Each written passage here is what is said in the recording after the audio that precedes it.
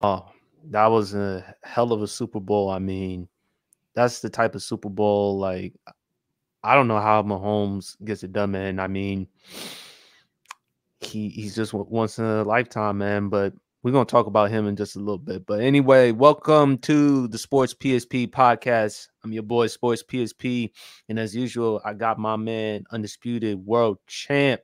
How you doing, my man? Hey man, hell of a game, man. That was a one for the ages. That hell of a game to top off only the second overtime in Super Bowl history. I mean, hell of a way to Yeah, top off a hell of a season. yeah, man. I mean, Patrick Mahomes. Whew, Special. just hey, now that he won his third Super Bowl champ, I gotta put you on the fire because again, you didn't feel like Patrick Mahomes over Joe Montana. Do you feel like with this victory, I do not have him as the GOAT. That's still Brady. But with this victory, are you now convinced he has surpassed Joe Montana? No, I still put Montana ahead of him. Ooh. I still put Montana. Look, you win one more, I put you past him. But like I said, man, those defenses back during the 80s, and I'm not being the bitter old head that people would accuse me of. I would say those defenses back in the 80s, not to mention the competition back in the 80s that he faced in not only the NFC, but the AFC, not to mention beating two MVPs en route to a Super Bowl, beating the great John Elway, the great Dan Marino, beating a lot of those quarterbacks that he beating Boomer Esiason and beating the Dallas Cowboys back then on his way to a Super Bowl, and beating Ken Anderson, who's arguably one of the most accurate passers in NFL history, the first quarterback to complete 70% of his passes. For you to beat those four in that 10-year span and the competition that you faced with the Dome Patrol, with the New York Giants, with the Minnesota Vikings, with all of those great defensive teams, and some of the great quarterback play that you had, is nothing short of amazing. Now, Patrick Mahomes, this is arguably the best 5 years we've seen from a quarterback since Tom Brady. Since that time, I think only two quarterbacks have had this big of a run in their first couple years, in their first 6 years of the league, and that was Troy Aikman and Tom Brady. Troy Aikman, Tom Brady, and now Patrick Mahomes. So it's a run like we've never seen before. And the difference between Tom Brady and Troy Aikman and Patrick Mahomes got the regular season MVPs backing them up as well. Right. So this is arguably the most And the impressive numbers. run. Yes, this is arguably the most impressive run we've seen from a quarterback in his first couple of years. And people should be grateful that certain circumstances beyond his control happened in his first year as a starter. Remember, that team was on its way to the Super Bowl before Kareem Hunt got in trouble. But the minute he got in trouble for certain things off the field, that really took away from that running game that they already had. So people should be grateful that a lot of things happen beyond Patrick Mahomes' control, because we could very well be talking about a team that won 3 straight Super Bowls. So, I mean, people should be grateful about that. But hey, man, another dynasty is born. He's top 3 right now.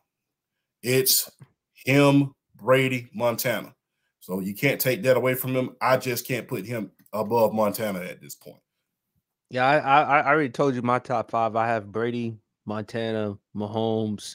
I have Peyton at 4. I've already said he's above Peyton because of what Mm-hmm. Mahomes can do not only in the regular season and also in the postseason. Early, Mm-hmm. I haven't seen that Peyton early in his career, and when I look at peak, I don't think, and again, someone can prove me wrong in the future. I don't think you'll ever see this type of production ever again. I mean, for the first 6 years in your career, 6 consecutive AFC championship appearances, you've been to 4 Super Bowls, you've won 3, you've won 3 Super Bowl MVPs, you won 2 league MVPs. Mind you, in that Super Bowl in which they lost, champ, it wasn't necessarily his fault. It was just because of the offensive line. They were decimated. And that was one of the reasons why I picked Tampa to win that one, because Patrick Mahomes, as you always say, quarterback can't throw behind his back, and he Mhm. was even throwing behind his back that he was even throwing it sideways or whatever. But Mahomes is just a once in a lifetime man. If you want to say he's the second greatest quarterback ever, I can't be mad at that, champ, because I don't know if you can ever see this type of production again. And he's debunked the narrative. Well, how would he look without Tyreek Hill? First year without Tyreek Hill, over 5,000 yards, 41 touchdowns, led the NFL in passing yards, passing touchdowns. He became the first since Kurt Warner to win the MVP, Super Bowl MVP back in 99.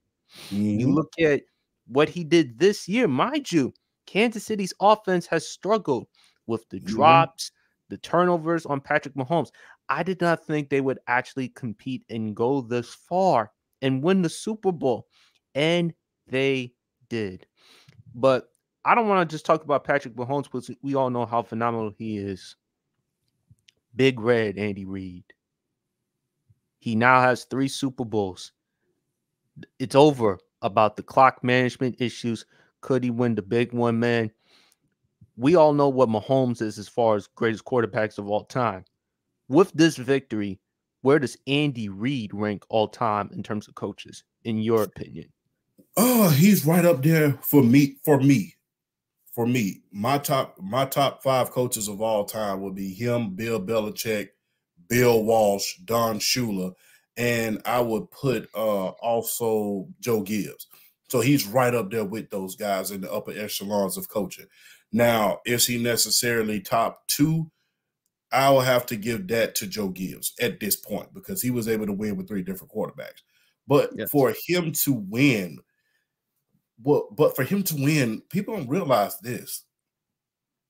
Andy Reid is a quarterback whisperer. I mean, Donovan McNabb. I mean, Kevin Michael Collins, Michael Vick in Michael Vick. 2010. Yes. I mean, revitalized his entire career. That was the best we saw Michael Mm. Vick as a passer. Go back to those games against the Lions, the Jaguars, and of course, unfortunately for me, my Washington team. Mm-hmm. Alex Smith. Mm-hmm. Now Patrick Mahomes. Mm-hmm. And let's not even mention some of the quarterbacks that he helped develop back in Green Bay. Yeah. And he had Mike Holmgren. Mike Holmgren was the head coach, and he had Brett Favre, and he worked with Mm-hmm. that. And Andy Reid, man, I just feel like the thing that's so great about Andy, he's not only a quarterback whisperer, he's an offensive genius. They rave Mm-hmm. about how well he calls plays, wonderful minded guy, and players, they love him. They love him. They love for what he does on the field, off the field. I've never heard not a negative word about Andy Reid. I think top 3 or top 4 as far as coaches. He has one back to back. He Mm-hmm. has that on his resume. And not only that, for him to have the success, because we know what he did in Philadelphia, even though he didn't win a Super Bowl, but he went to 5 NFC championship games. He's even better now because the game has changed. And normally with old coaches back then, they don't usually evolve. He has. Yes. And he is and has cultivated into winning Super Bowls, man. Andy, I mean, he's just special. But and then the Hunt family, their history is just spectacular, man.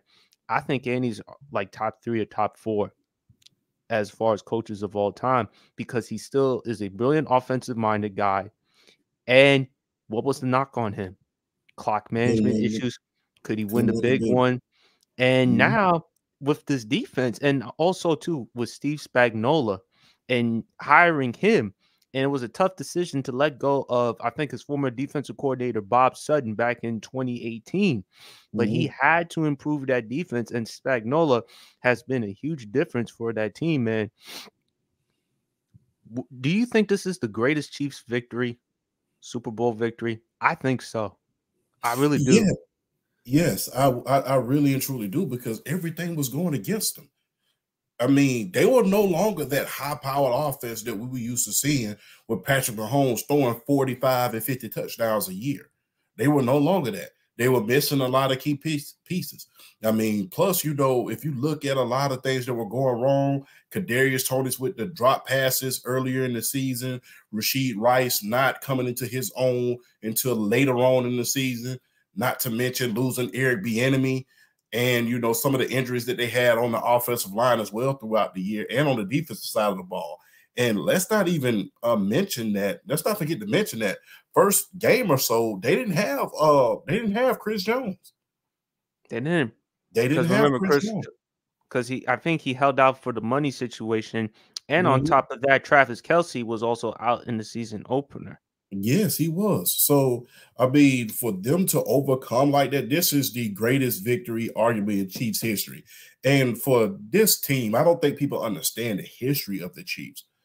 For this team to become a dynasty like they have after so many decades of seeing other teams hoist up the Lamar Hunt trophy that was named after their original owner has to be exhilarating for that franchise. Can you, I mean, especially when you consider what they went through after, I mean, people don't understand how rich that Kansas City Chiefs culture is. They played in the first 4 Super Bowls. Kansas City played in 2 of them. Mm-hmm. So for that, and then for them to, after those 2 Super Bowls that they played in the early days of the Super Bowl, for them not to sniff another Super Bowl until now, until almost 60 years later, is nothing short of amazing. And to see the pain, because I saw this, to see the pain that they went through in the 90s with Derek Thomas and a lot of those great players that they had back then, and even Marcus Allen and the great Joe Montana themselves, to see them advance from that, not being able to win the big one themselves back then. Not to mention when they had Dick Vermeil, they couldn't win the big one. When they had Herm Edwards, they couldn't win the big one. And then when Andy Reid first started with Alex Smith, although they had a very high-powered offense, they couldn't win the big one then. For that franchise to go through all of that pain and that fan base to go through all of that pain to now becoming a solidified dynasty, nothing short of amazing. That's nothing short of exhilarating for that fan base and that team. Yeah, I mean, I gotta be honest with you, champ. I was kind of concerned for Mahomes prior to the game because his father was dealing with some type of legal situation. I don't want to get into the details of all that and everything else with the Chiefs, but it just tells you, in the words of the great Rudy Tomjanovich, never underestimate the heart of a champion. Never underestimate the heart of a champion, and yet they just still find a way. They just find a way to get it done. I mean, McDuffie, he played well. I mean, also to some of the defensive players on that team.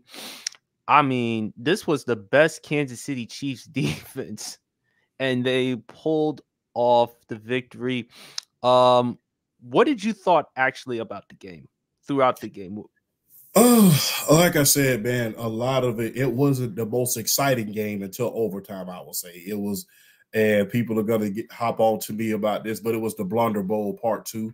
I mean, if people don't know what the Blunder Bowl, some of your audience don't know what the Blunder Bowl is, go back and look at the Super Bowl 5, and you'll see all of the blunders, all of the missed kicks, all of the miscues, all of the fumbles. You'll see a lot of that in that Super Bowl. And we saw a lot of that today in this Super Bowl. We saw it on the fumbles on the kick, on the punt returns. We saw on the fumbles with, you know, certain players running the ball with Christian McCaffrey with the fumble that he had.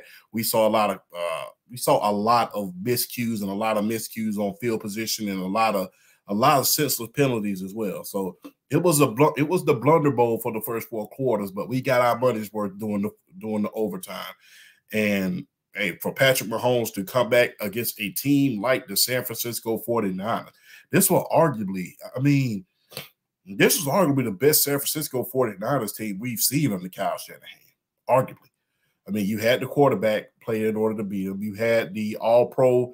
You had the Offensive Player of the Year. You had 8 All-Pros on that team, 8 Pro Bowlers. I mean, you had every tool in order to beat them, but guess what? You ran into a dynasty like many other teams, and just you blinked at the end and, hey, we lost. And then they lost, excuse me. I'm a Falcons fan, but then they lost. So, I mean, for you to beat a team that is high-powered as the San Francisco 49ers, that had a history-making defense. I mean, this team had 4 different players that went over 1,000 yards. I mean, your running back went over 1,000 yards. 2 of your receivers go over 1,000 yards. Not to mention your tight end goes for over 1,000 yards, and your quarterback was an MVP candidate. So for you to beat a high-powered offense and hold them to those amount of points, that is amazing. You held one of the highest scored offense in the league to 19 points. That 22. is amazing. 22, excuse me. That is amazing. You held them very much so. Yeah. I mean, and the score doesn't necessarily tell the story. I mean, I think they only scored 2 touchdowns in that entire game. The rest of it was field goals. Yes. So for you to keep them out of the end zone when they have every capability in order to get in there, especially on the goal, especially inside the red zone, that's short of amazing. Yeah, I mean, absolutely. So, I mean, Kansas City, they had to come back from a 10-point deficit. They could have had the lead early in the game, 7-3, but then Pacheco with the fumble. Mm-hmm. I don't know, champ, but this is just, to me, Kyle Shanahan. I'm not going to necessarily put all this on him for losing the Super Bowl, because early on he had big leads in the previous 2, and all we said to him was run the football more. You couldn't ask more from San Francisco's defense up until overtime and late in the fourth quarter. They were after Mahomes. They put a lot of pressure on him in the pocket, which he had to roll out and escape. He even threw one bad pass that led to an interception. I mean, that D line with Armstead and Chase Young and Bosa, they were after him, and they did a good job stopping Pacheco. Defensively, what just happened? Was it because Mahomes in that type of situation, hey, he's the closest thing to Brady? And, you know, our boy Luis, he often said he's the one guy in sports you don't bet against. What do you think about that? I mean, I'm just going to be real with you. I mean, they did everything they possibly could do. It's Patrick Mahomes. I mean, no shame. It's Patrick Mahomes. There's no shame. I know people are going to say there's no more victory, but there's no shame in losing to Patrick Mahomes. I mean, and we've seen a lot of coaches go through this. We saw what Marv Levy, he kept running into the Cowboys in the Super Bowl. You ran into a dynasty. I mean, we saw it with Marv Levy. We saw it with Dan Reeves. He lost a couple Super Bowls. We even saw it with Coach Bud Grant with the Minnesota Vikings. Just ran into some of the greatest teams of all time, and you just couldn't win those games. Mm-hmm. So, I mean, is he going to get labeled a choke artist? Yes. Unfairly? Yes, as well. Because, you know, when you lose 2 Super Bowls and an NFC championship, you're often going to get labels. But you have to – at this point, Kyle Shanahan has lost to 2 of the greatest dynasties probably of all time. You lost to the Kansas City Chiefs, and you lost to Tom Brady in his peak. What is the shame in losing that? And we saw this happen in Andy Reid's career as well. Like I stated on your pod the other night, we saw Andy Reid lose against the St. Louis Rams at their peak, greatest show on turf. We saw him lose against the Tampa Bay Buccaneers, one of the greatest defenses we've seen in the past 20 years. I thought they should have won that game, though. But yeah. But like I said, that defense, I mean, they were great. No, they were great defense. I take nothing away from Tampa Bay's defense. I just felt like, given the fact that you're at home hosting an NFC championship game, given the weather and, you know, Tampa going to Philadelphia, I felt like that was a great opportunity. Then the following year, they lost to Carolina in the NFC championship game with Julius Peppers, Ricky Manning. There were Chris Jenkins as well. And then, but there's no shame with Kyle Shanahan losing to, as you said, Andy Reid, and then to Tom Brady and Bill. I mean, that dynasty. Yeah, unfortunately for him, to your point, I don't like labeling someone a choke artist, but unfortunately that's going to come with him now, because 3 Super Bowls, you know, 1 as an offensive coordinator, 2 as a head coach, and still so close.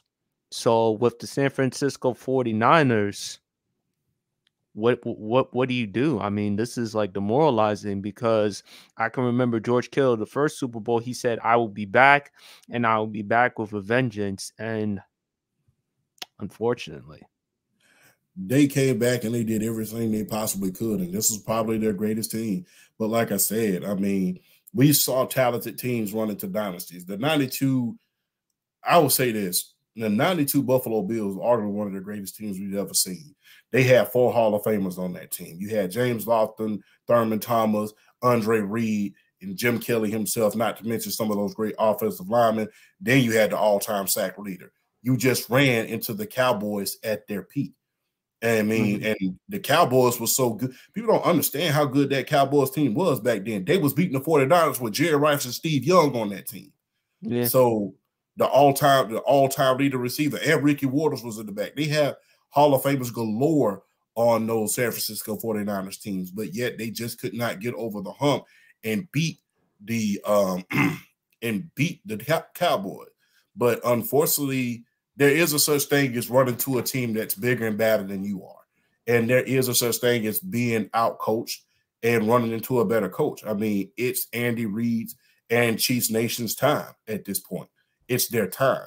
And when the snowball is rolling downhill, it's kind of hard to get in front of it and stop it before when it's already reached momentum. So that's what has happened. And like I said, we've seen it happen with Marv Levy. We saw it happen with Bud Grant. We saw it happen with the Atlanta Falcons coach, Dan Reeves. We've seen it happen. When you run into a dynasty and these gifted quarterbacks that are just all generation, it's hard to stop that. It's very hard to stop that.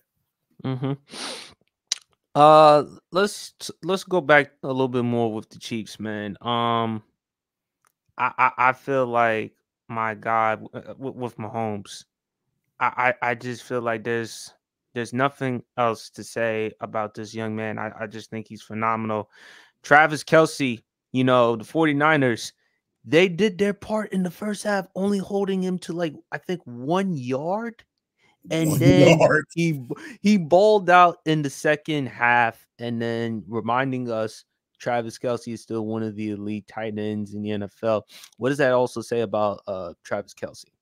Travis Kelce's art. Hey, I know it's early, but I put him top 2. You put him I know who you have as far as your greatest tight ends, because remember we did a start, bench, and cut. You said start Tony G, bench Gronk, cut Kelce. So, well, excuse me, I put him at number 3 at this point because he still has the history still being written, and that's the only reason why. Tony G, unfortunately, he didn't win one, but he was part of that Chiefs team back in the 90s that was going through all of that pain. And Gronk, one of the greatest of all time, huge mismatch in coverage as well. I have to put him top 3 simply because history is still being written at this point. Yeah, I still think, in my opinion, Gronk is the greatest ever, although unfortunately durability has been a huge issue with Gronk. But when I look at it, he can do blocking, yards after catch. He can make any type of catch you want. He's just a freak of nature. We're also forgetting Kellen Winslow Sr. People forget how great of a tight end he was back in them days. But Travis Kelce, he's definitely in that top 3, top 4. When you look at just this team, man, Kansas City, they're still not going anywhere. Patrick Mahomes just turned 20, is 28. He'll be 29 in September. They may try to restructure his contract, and they may try to save up some money to get some players, because Kansas City, they need some help with the wide receivers. They might get Mike Evans. They may get another wide receiver in the draft, and they may get another tight end to help out Kelce, because Kelce will be 35 in October or November, but the Chiefs ain't going nowhere. Is it fair to say that they ain't going anywhere? No, they're not. And it's funny you should say something about restructuring that contract, because I just did a report on that earlier in the day, right before the Super Bowl went on the air. So there's a lot of speculation going on that he's going to restructure his contract in order to make it a little bit more team friendly. he's going to do a Brady contract for a couple of years so they can bring more players in. Not to mention, people are not talking about this. These guys got $50 million in cap space available. Yes. And the good thing about Patrick Yeah. Mahomes is that he makes enough money with his endorsements. So he doesn't mind taking a pay cut, taking the Brady approach, so that Kansas City can save up enough more and fill out other needs that they need to address, whether in draft or free agency. So it just tells you how Mahomes is, his agent, and also the Hunt organization. So he has enough faith in the organization and vice versa.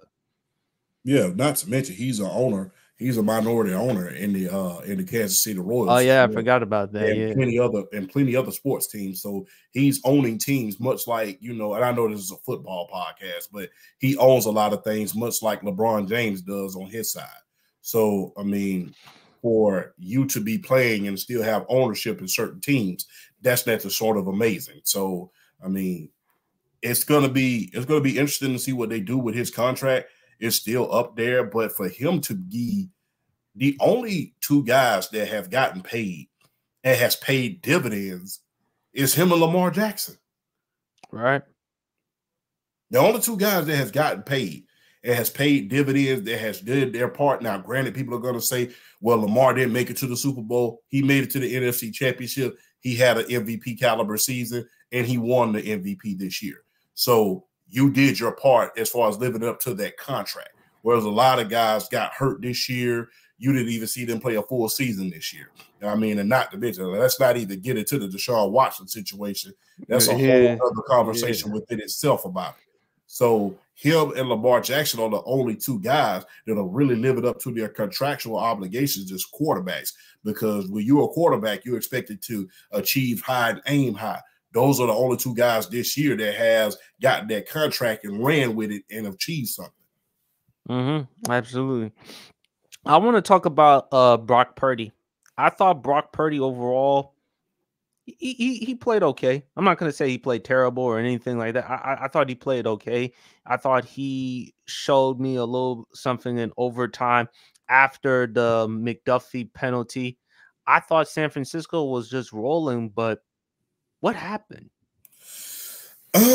Look, I said, what did I say earlier? I said he's going to find a way to blow it. And that pass that he had to throw right before they kicked the ball, they should have ran the ball. Run it. I don't understand this about Kyle Shanahan, and I understand that it's unfair to call him a choker. But when you see something working for you, why do you want to be fancy? Is it fair to say clueless? Huh? Is it fair to say he's clueless? I mean, not clueless. It's like this. It's like Jimmy Johnson used to tell his players back when he coached the Dallas Cowboys. Don't be pretty, be good. And when you're going for passes, I mean, the whole left side, did you see how many guys cleared out on that right side in order to try to catch Christian McCaffrey? Mm-hmm. And instead, you do a rollout in order to throw a pass. Run that ball, you're able to run the clock out. Mm-hmm. I mean, and that's something that Mike McDaniels does as well. I've had my criticisms about him. My thing is he did a hell of a job. Luis too. Yes, shout out to Luis. Yes, shout out to him.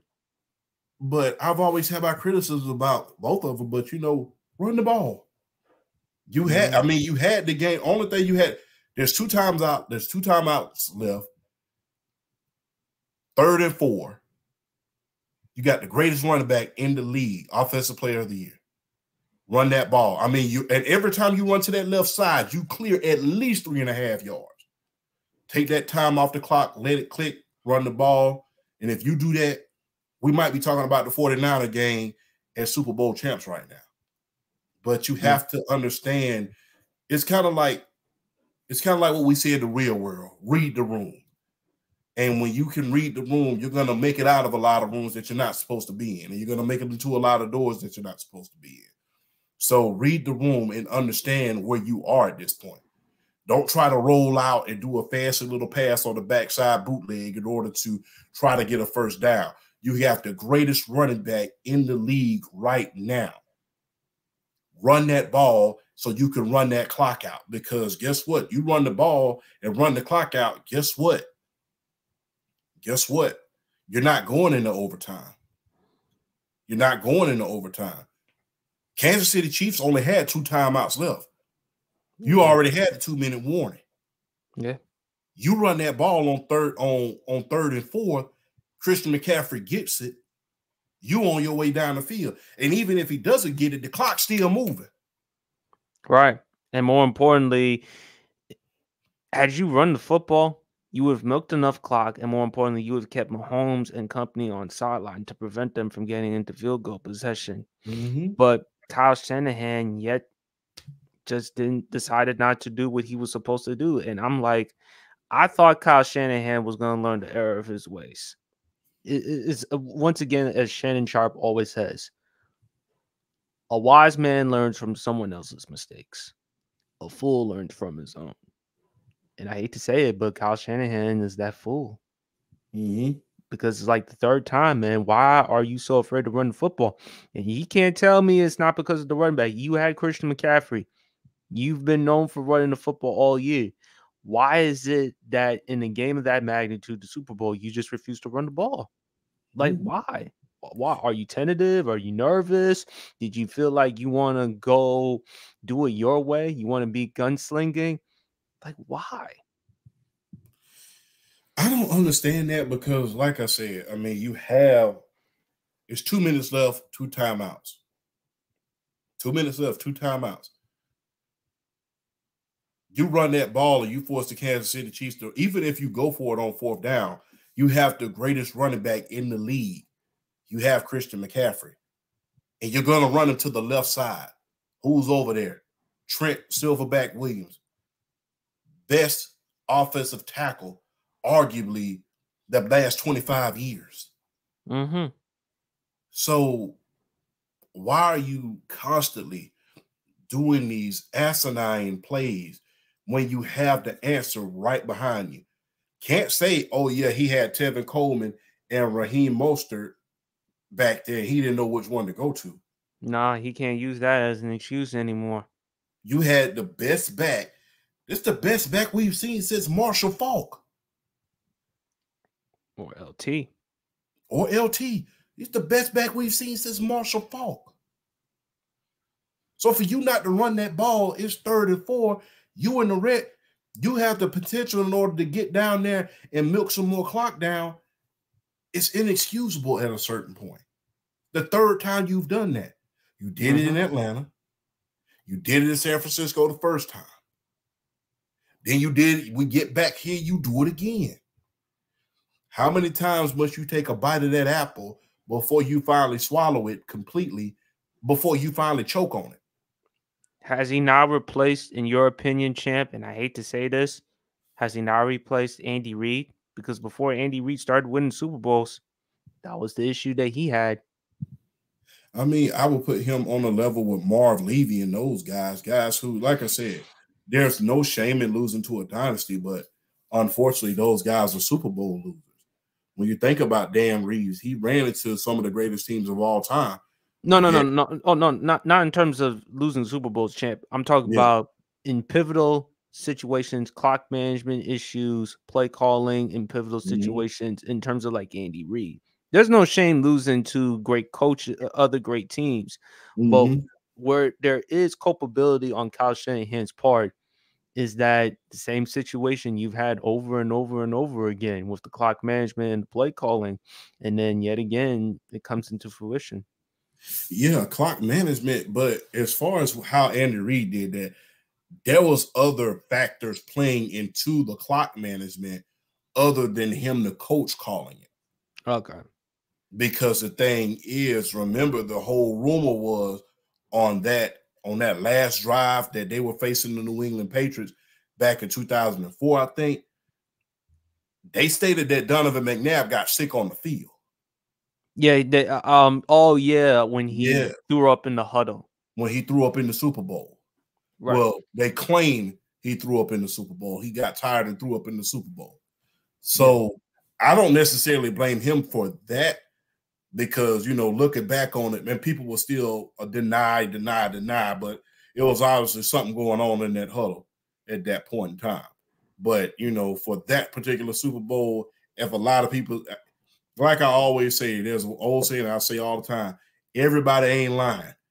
And when 7 people say you threw up in the Super Bowl, your behind threw up in the Super Bowl. Yeah, that was because of what we heard the night before the Super Bowl, in which it was rumored that Donovan was drinking the night before the Super Bowl. Yeah. So, but I'm not making this. Who just like that? Why would you think? Why would a quarterback, especially of all positions, the quarterback, the leader, the CEO of the team, would be drinking the night before the Super Bowl, the biggest game? But hey, maybe he had a lot of pressure. Who knows? But I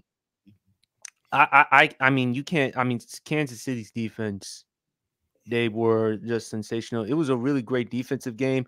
I didn't expect a high scoring one. I had it like 2017, but I was wrong with the 49ers. Kansas City, man, they just find a way to get it done. But with Mahomes, 3 Super Bowls, 3 Super Bowl MVPs, 2 league MVPs, 6 Pro Bowls, 2 first team All Pros. It's not even close. He's without a doubt, if he retired today, he end up in the Hall of Fame as a first ballot. So he joins Joe Montana and Tom Brady with 3 Super Bowls and Super Bowl MVPs. And the guy is only 28 years old.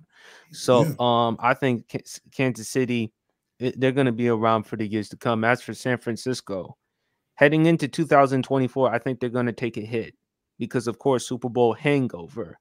And I believe teams in the NFC, as you've mentioned before, Green Bay, we can't discount Green Bay with that young roster and with Jordan Love.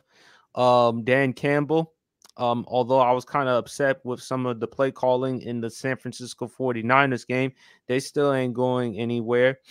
Plus, you can't ignore Philadelphia. I believe the Eagles will be better.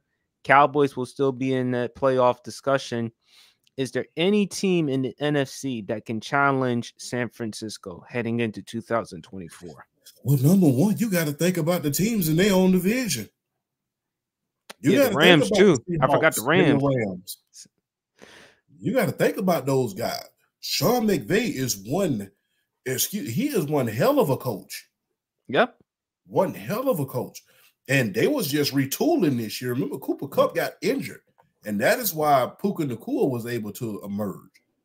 So when that team is fully healthy, now that team is fully healthy next year, and they're going to have a full stock of draft picks next year.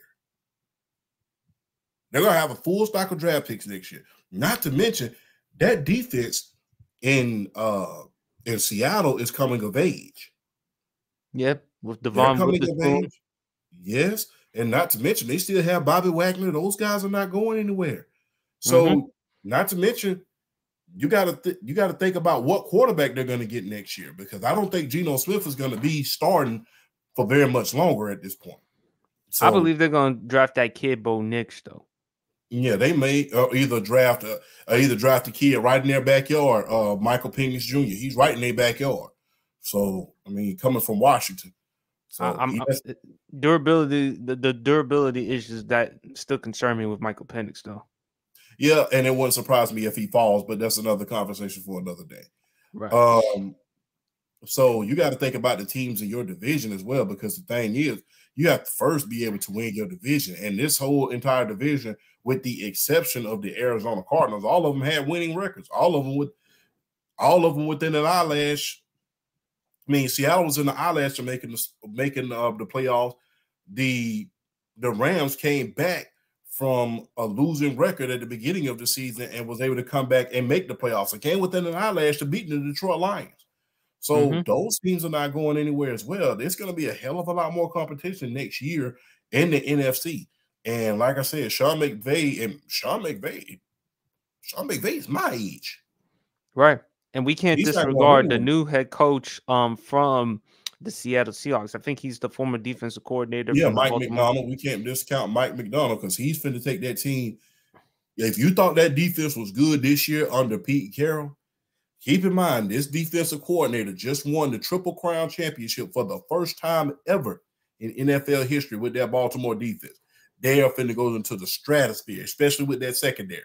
So don't be surprised if the Seattle Seahawks defense, especially with the draft coming up, they become the new Baltimore Ravens as far as the NFC West is concerned. And hey, you better get yourself a type of linebacker, kind of like a Roquan Smith. Still amazes me to this day that Chicago traded him to Baltimore, but that's a story for another day. Yeah. But champ, as always, man, appreciate you hopping on the pod. Take it easy, man. Y'all enjoy the Sports PSP podcast. Appreciate y'all for tuning in. Like and subscribe. Please go check out Brandon from the Blocks podcast Monday night, 7 p.m. He definitely got some great football takes. No Champ for a fact will be on the show. Please go check out Champ's podcast every Thursday nights, 9 p.m. Eastern Standard Time. Am I correct, Champ? Yes, sir. Yes, sir. Absolutely. And you all know me, the Sports PSP podcast, Friday nights, 9 p.m. Eastern Standard Time on YouTube. Y'all enjoy y'all rest of y'all evening, and peace.